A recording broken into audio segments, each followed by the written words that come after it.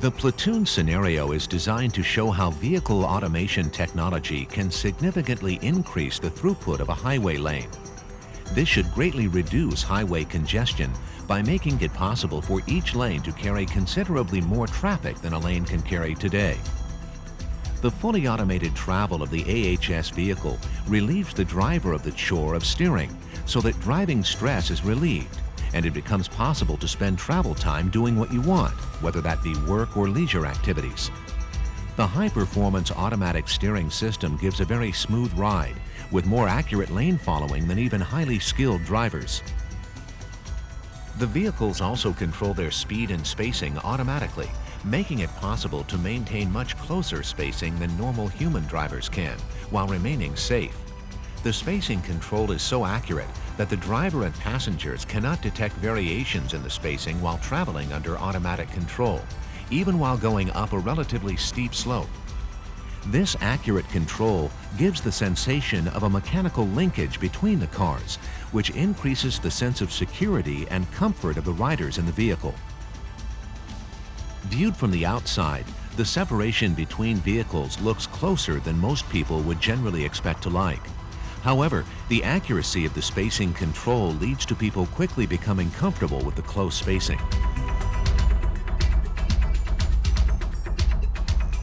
All of the vehicle maneuvers are automated, including the lane changing.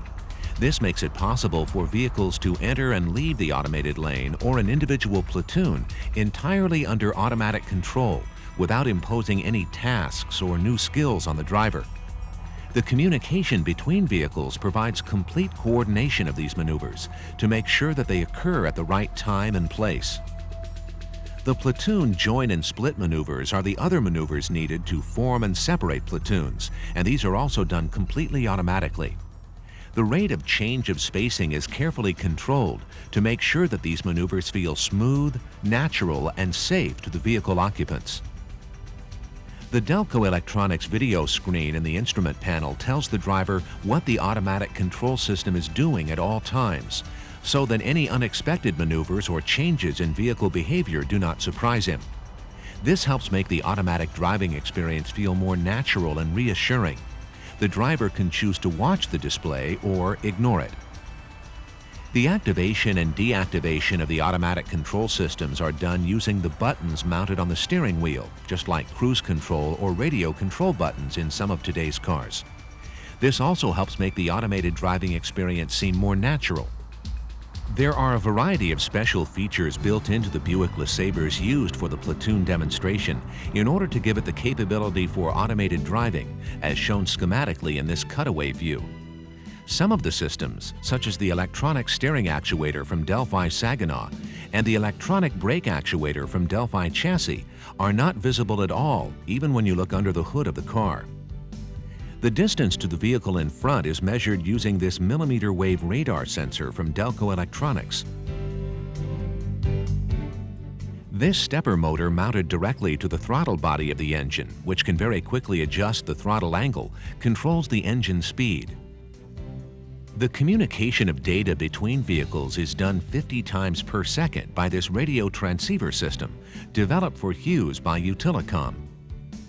Vehicle-to-roadside communication is done by this transponder from Delco Electronics, based on a system developed for electronic toll collection applications. The vehicle's position relative to the lane center is measured by these fluxgate magnetometers mounted under the front and rear bumpers of each car. Using software developed by the California Path program, they detect the magnetic fields of cheap, permanent magnets that are buried every 4 feet along the center line of each lane of the I-15 HOV facility. Even this early installation of the magnets was done for a cost of only about $10,000 per lane mile, which is much cheaper than the millions of dollars it costs to build a new lane mile. The brains of the vehicle is a single Pentium computer, no more powerful than a laptop PC. It is mounted in a rugged chassis for experimental purposes.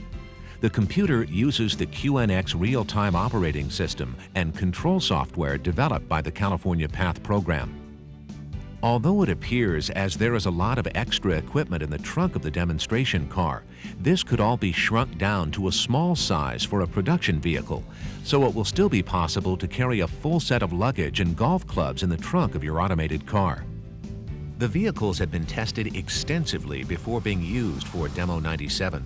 This testing has included much more severe operating conditions than we ever encounter on I-15, as shown by this footage. These automatic steering control tests were performed at lateral accelerations of up to 0.6 G, which is much higher than you would experience in normal driving, to prove that the steering control system maintains very accurate lane tracking even under these extreme conditions.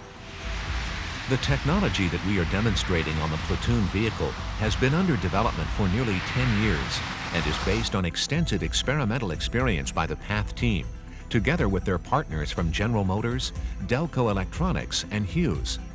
The first PATH experiments using the magnetic lane reference system for guidance were conducted in 1989 and were followed by closed-loop steering control experiments on several test vehicles from different manufacturers, beginning in 1992. These vehicles had been tested under a variety of abnormal operating conditions, including partially deflated tires, wet, snowy pavement, severe crosswinds, and missing magnetic markers. The PATH experiments on vehicle follower control of platoons have been conducted since 1991, again using a variety of vehicles and technologies. The earlier experiments were conducted at relatively large spacings, 30 feet, but as the technology was improved, it became possible to operate at smaller spacings. In the summer of 1994, PATH and Caltrans researchers gave demonstration rides to a number of invited visitors here on I-15 in a platoon of 4 vehicles operating at 13-foot spacings using engine speed control only. Later, with the addition of brake control, they were able to decrease spacings to 7 feet between a pair of vehicles. This heritage of testing under more demanding conditions helps to maximize the safety of the demonstrations we are giving this week.